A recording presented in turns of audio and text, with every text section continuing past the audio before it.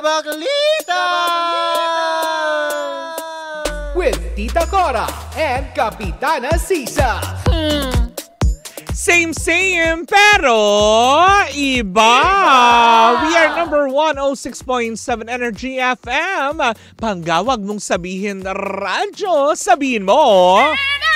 Yan! Isang magandang araw pa rin po sa lahat ng ating mga panggana bukas ng kanilang mga radyo, Metro and Mega Manila. Hello po sa inyong lahat. At syempre sa mga nanonood via our Facebook Live. Hello po sa FB page natin, Energy FM 1067, and of course on TikTok and our YouTube channel sa mga team replays natin. Hello po sa inyong lahat. At syempre gusto ko din batiin na nanonood ngayon. Hello po. Maraming salamat po ang mga taga-EO Robinson's Magnolia Branch. Hello po, maraming salamat po sa inyong pag-antabay at pakikichismis, diba? Maraming salamat po sa inyong lahat na nakakaloka to the highest level. Pero eto na, nako, pinapakantabayanan ng lahat dahil nako, mamimigay tayo ng paswerte para sa ika-4 na araw ngayong Nobyembre, o diba?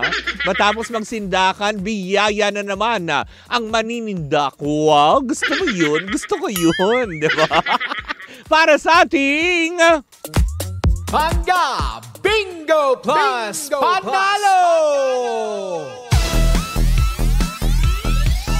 Oo, diba? Alam mo, lahat ng tao ganito ang pangarap yung sindaking ka ng swerte, diba? Yung mga ganyan.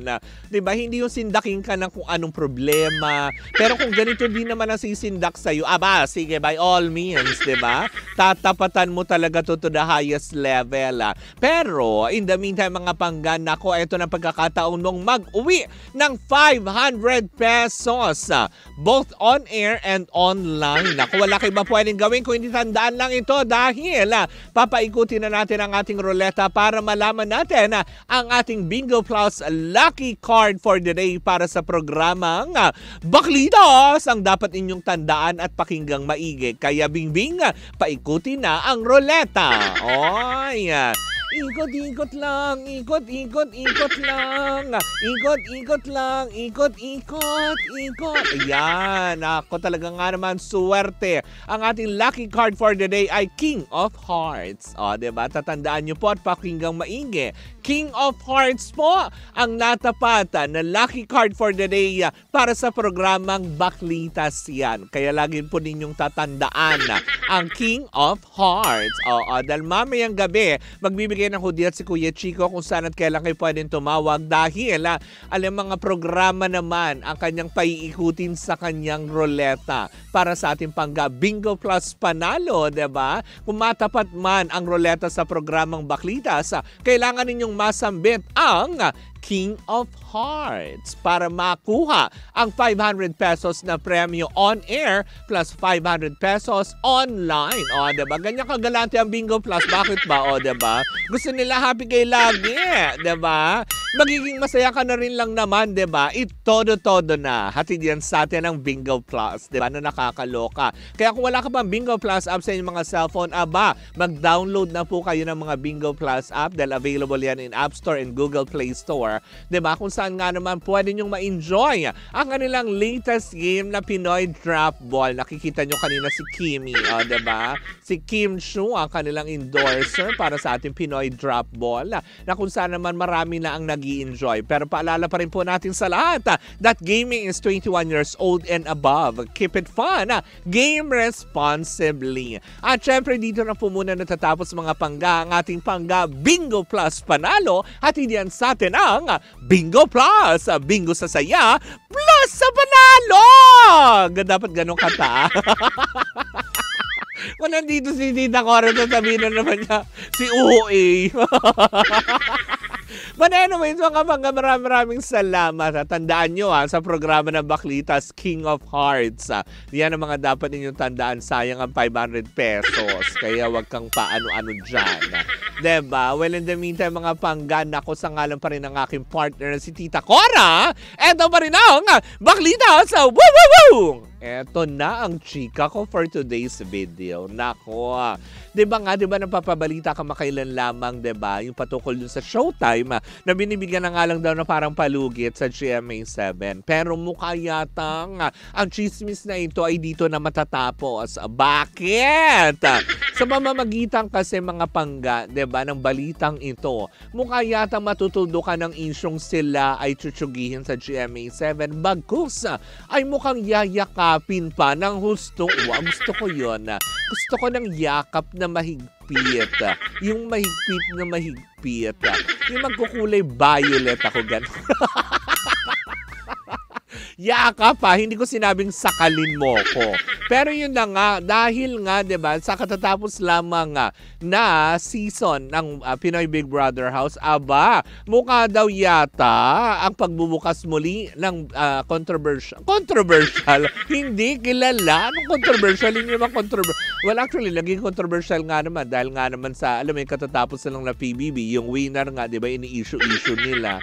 Diba? Mukha daw yata na sa ika-20 anibersaryo ng Pinoy Big Brother House, mukha daw yatang nagkakaroon na ng pag-uusap between ABS-CBN at GMA7. Ako, ibig bang sabihin ito, ang bahay ni Kuya ay bubuksan na sa mga ating kapusos, alam mo yun, na fans, diba, na nakakalok. Oh, in fairness, diba, bakit ba hindi? Malay mo, diba, ipasok nila dyan lahat ng sparkle artist nila, tapos lahat ng Star Magic artist, diba, in one house, diba, na nakakaloka. Pero wala pa naman din kumpirmasyon patungkol dyan.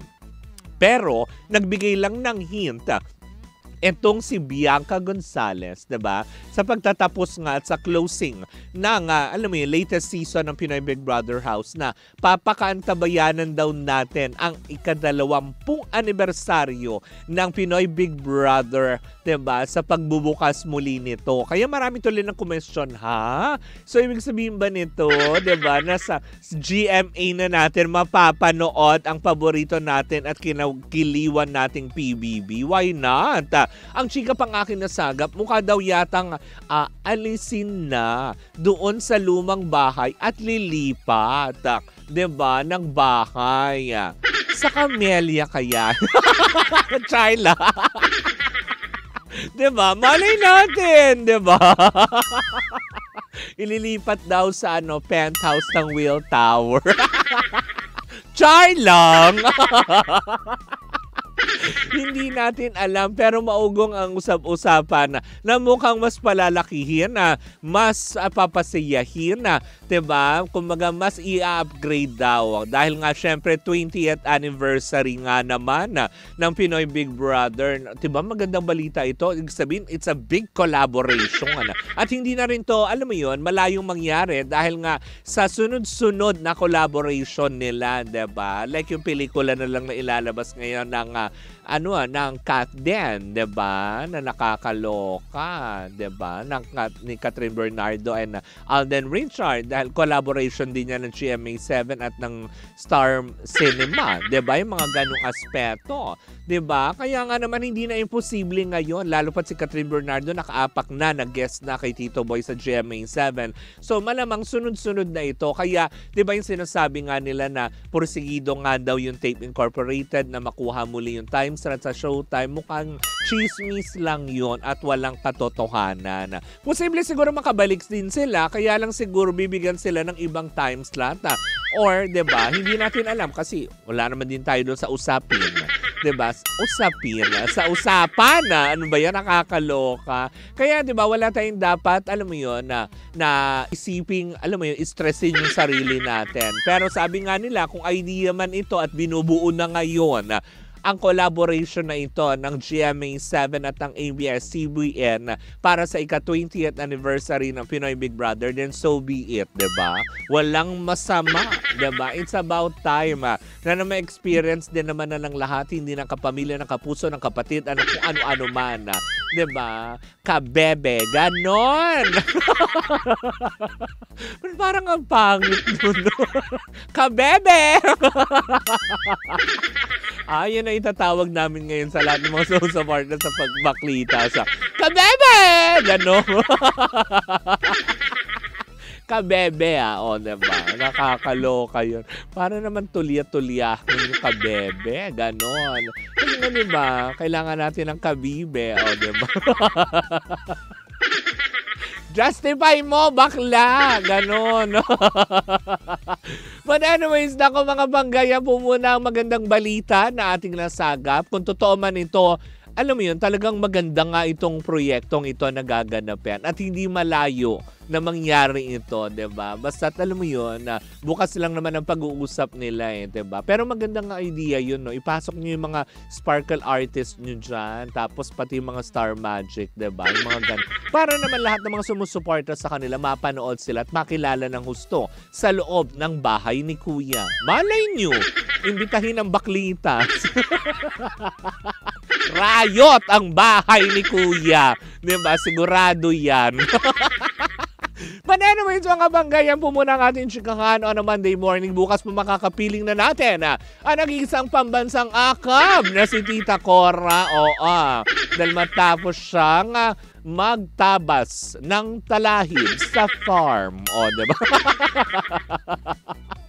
Bukas, makakaspiling at makakasama para makachikahan na ang nag-iisang pambansang akab na si Tita Cora. Well, in the meantime, ako po si Kapitana Sisa at ito pa rin ang Baklita sa Woo Woo Woo! And we are still same pero iba!